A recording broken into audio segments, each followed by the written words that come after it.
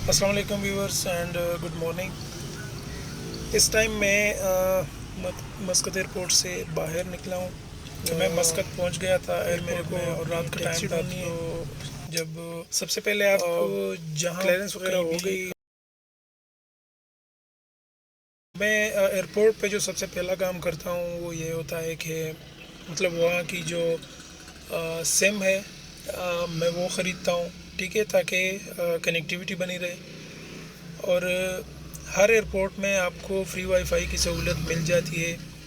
मतलब free wifi हर airport पे हर जगह पे होती है, लेकिन अपना सिम आपके पास हो, उसमें डेटा हो, तो फिर आप कन्वीनियंट होते हैं, आपको इजी होता है सब कुछ ट्रैक करने में।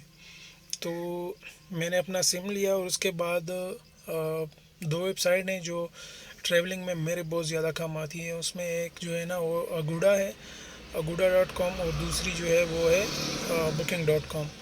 तो ये दोनों वेबसाइट्स ऐसी हैं जो मतलब आप लोग कह सकते हैं कि ये मेरे ट्रैवल कंपेनियंस हैं। और जहाँ कहीं भी मैं जाता हूँ तो ये मेरी हर जो प्रॉब्लम है वो सॉल्व करते हैं। चाहे वो किसी होटल में बुकिंग हो, कहीं पे टैक्सी करानी हो, कहीं पे हॉस्टल ढूंढनी हो, जो भी काम हो वो मैं इन्हीं वेबसाइट से, दो वेबसाइट से करता हूँ। अभी मैं यहाँ पे मस्कत एयरपोर्ट में घूम रहा था, तो यहाँ पे मेरे को टैक्सी वालों ने तकरीबन 8 रियाल उन्होंने बोले, ओमानी रियाल, होटल तक पहुँचने में। जबकि होटल तक रास्ता जो है वो एयरपोर्ट से बस 11 मिनट के फासले पे ही नज़दीक ही है। तो मैंने तो उनसे बार्गेनिंग की, मैंने कहा यार ये तो बहुत ज़्यादा है। होटल जो booking.com या गूडा पे बुकिंग करते हैं तो फिर डायरेक्शन में आपको ये दिखाता है कि आपका होटल आपसे कितने फासले पर है, उसकी डायरेक्शन क्या है, सब मैप आपके सामने आ जाता है। तो आप जहाँ कहीं भी हो, आप टैक्सी वाले को सिर्फ वो दिखा के तो उधर ईज़िली पहुँच जाते हैं। तो मुझे तो मतलब बहुत मुझे पता था कि सिर्फ 11 मिनट का फासला है। फिर उन्होंने मुझे कहा कि नहीं, आप हमें 8 की जगह आप चलें 7 दे दें। मैंने कहा नहीं, मैं 7 भी नहीं दूंगा, 7 भी बहुत ज़्यादा है। क्योंकि तकरीबन 5,000 रुपये बनते हैं 7 रियाल के हिसाब से भी, क्योंकि 700 समथिंग इस तरह का चल रहा है। कोई नेपाली है या इंडियन है वो इस गाड़ी में भी मेरे साथ बैठा हुआ है। तो फिर हमने शेयरिंग बेस पे 5 रियाल मैंने दिए, 5 रियाल उसने दिए, तो हमने शेयरिंग बेस पे टैक्सी कराई। रास्ते में उसे ड्रॉप करके ही जाएंगे। ये यहाँ पे कोई मेरे ख़्याल से इंडस्ट्रियल एरिया है मस्कत में, तो वहाँ पे इसे ड्रॉप करके तो फिर आगे मेरे होटल की तरफ जाएंगे। हमने टैक्सी की शेयरिंग बेस पे। तो आप लोगों को भी मतलब अगर आप कहीं बाहर आएँ तो बारगेनिंग भी आपने करनी है और आपने सस्ते से सस्ते में अपनी जगह पहुंचना है। अपने लिए अकोमोडेशन जो आपकी होगी, होटल या हॉस्टल जो भी हो, उसकी आपने देखना है कि मतलब कहाँ पे आपको कम से कम रेट में आपको रूम मिल सकता है। तो सबसे पहले काम जो मैं करता हूँ वो यही होता है कि मतलब उस कंट्री का मैं सिम लेता हूँ, हम के साथ उधर कहीं कोने में बैठ के, एयरपोर्ट में ही उधर बैठ के मैं फिर सर्च करता हूँ कि यहाँ पे ये जो टैक्सी सर्विसेज हैं वो कौन कौन सी हैं। जिस तरह हमारे पाकिस्तान में ऊबर है और करीम है, इस तरह की। तो हर कंट्री में कुछ में तो ऊबर या करीम भी काम करती हैं, लेकिन बाज़ में अपनी होती है। मतलब अज़रबैजान की जो है वो बोल्ट उधर एक है, वो काम करता है। यहाँ ओमान में ऊबर भी काम करती है। तो फिर मैं उससे कोशिश करता हूँ कि उनसे टैक्सी करा लूँ, क्योंकि उनके चार्जेस भी नॉमिनल होते हैं और दूसरा वो चार्जेस फिक्स होते हैं, उसमें आपको बार्गेनिंग वगैरह की ज़रूरत नहीं होती। जो भी आपकी स्क्रीन पे आता है आपको बस वही पे करना होता है। तो कोशिश होती है मेरी कि मतलब मैं इसी तरह का कोई साइट वगैरह देख के उससे मैं टैक्सी बुक करा लूँ।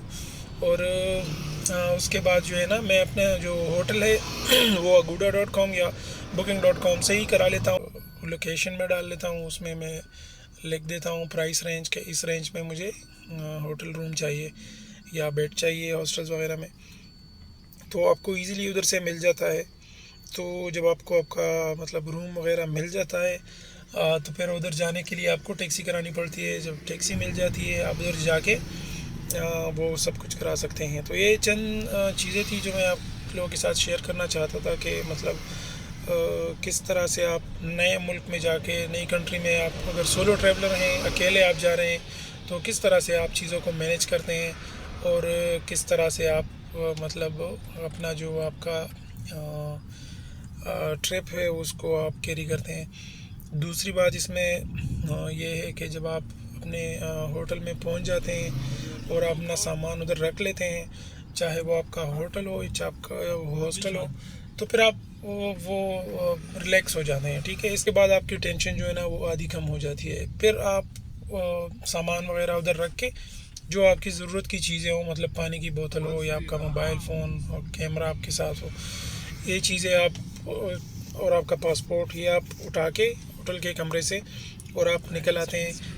ये मोबाइल फ़ोन जब हम यहाँ पाकिस्तान में यूज़ करते हैं तो इसके इतने फ़ायदे नहीं होते, लेकिन जब आप बाहर जाते हैं तो इसके फंक्शन चेंज हो जाते हैं। सब कुछ इसमें इस तरह का होता है कि आप इसके बगैर एक कदम भी नहीं चल सकते। सारा कुछ जो है ना वो इसी तरह ये आपके लिए करता है, इस तरह आपका ये मतलब एक ट्रैवल बड़ी हो। ये इंडस्ट्रियल एरिया है मस्कत का। यहाँ पे आप लोग जिस तरह रोड पे आपने देखा कि कुछ नहीं दिखाई दे रहा था, सारे जो है ना मतलब प्लेन एरिया था। और यहाँ पे आपको होटल्स वगैरह और रेस्टोरेंट और ये सारी चीज़ें जो है ना यहाँ पे मिलेंगी। इससे थोड़ा आगे इसी रोड पे थोड़ा आगे जो है ना सुल्तान काबूस का जो मॉस्क है वो है, और फिर उससे आगे जो है ना यहाँ पे समंदर है। समंदर के पार जो है ना आप कराची से वो लिंक करते हैं, तो इतना दूर नहीं है। ये आप लोग देख सकते हैं अभी कंस्ट्रक्शन का काम यहाँ पे हो रहा है। सारी जो है ना नई बिल्डिंगें बन रही हैं। लोग इतने ज़्यादा मुझे नहीं मिले रास्ते में भी, और आप लोग देख सकते हैं गर्मी भी है थोड़ी, लेकिन गर्मी की वजह नहीं है। रोड भी इतने सुनसान पड़े हुए हैं और लोग भी नहीं हैं। अदरवाइज़ ये जो है ना ये तकरीबन 11 बजे का टाइम है सुबह का, लेकिन मेरे ख़्याल से जो इसकी वजह है वो है आज फ्राइडे है और फ्राइडे को यहाँ पे छुट्टी होती है। इस वजह से लोग जो है ना वो देर से उठेंगे। और यहाँ पे मुझे जो मतलब फीलिंग आई कि यहाँ पे आबादी इतनी है नहीं, सारे लोग जो है ना वो यहाँ पे इंडस्ट्रियल एरिया से रिलेटेड ही हैं, फॉरेनर्स है, तो जब उनकी छुट्टी होती है तो वो देर से ही उठते हैं अक्सर। तो मैं अभी अपने होटल में पहुँचूँगा, फिर आपको अपना होटल का रूम दिखाऊँगा और ये भी आपको बताऊँगा कि ये मुझे कितने का मिला है। ठीक है, तो थोड़ी देर में हम पहुँचने वाले हैं। और फर्स्ट इम्प्रेशन जो है वो ओमान का बड़ा ज़बरदस्त रहा। ये एयरपोर्ट में थोड़ी वो दिक्कत हुई क्लियरेंस होने में, क्योंकि वो कंफ्यूज थे कि आप किस तरह विदाउट वीज़ा यहाँ पे आए हुए हैं। लेकिन जब मैंने उन्हें डॉक्यूमेंट दिखाए कि मैं हाया कार्ड के बिहाफ पे आया हूँ यहाँ पे, फीफा वर्ल्ड कप के लिए इन्होंने जो कार्ड इशू किया हुआ था ये गल्फ़ कंट्रीज़ ने, वही मैंने जो है ना मुझे उसकी एज था, तो मैंने जब उन्हें दिखाया तो बस वो मान गए और मुझे वीज़ा इशू कर दिया यहाँ पे आना रहा है। अभी आप लोग देख सकते हैं साइड पे कितनी मतलब प्लेन एरिया है, यहाँ पे भी आबादी होनी है। और वो दूर जो बिल्डिंगें दिखाई दे रही हैं वो सब होटल्स हैं और अपार्टमेंट्स हैं। तो यहाँ पे ये ज़्यादा एरिया जो आपको जो गाड़ियाँ भी दिखाई दे रही हैं या तो कंस्ट्रक्शन से रिलेटेड हैं और या जो है ना फैक्ट्रीज से रिलेटेड लोडिंग वगैरह की गाड़ियाँ हैं। तो ये एक मतलब होटल मुझे इस जगह पे मिला जिसकी प्राइस अच्छी थी। मैंने कहा चले ठीक है, क्योंकि मेरा यहाँ पे जो है ना 1-2 दिन का ही स्टे है, ज़्यादा नहीं है। तो इस वजह से तो मैं बस अभी तकरीबन अपने होटल में पहुँच गया हूँ और आगे का भी आप लोगों के साथ शेयर करता हूँ। ये मेरा होटल अभी पहुँच गया, ये है सेवॉय ग्रैंड होटल। ठीक है, मैं अपने होटल में आ गया हूँ, तो चलिए आगे का फिर आपको दिखाता हूँ कि क्या होता है। तो स्टे ट्यून्ड। अल्लाह हाफ़िज़।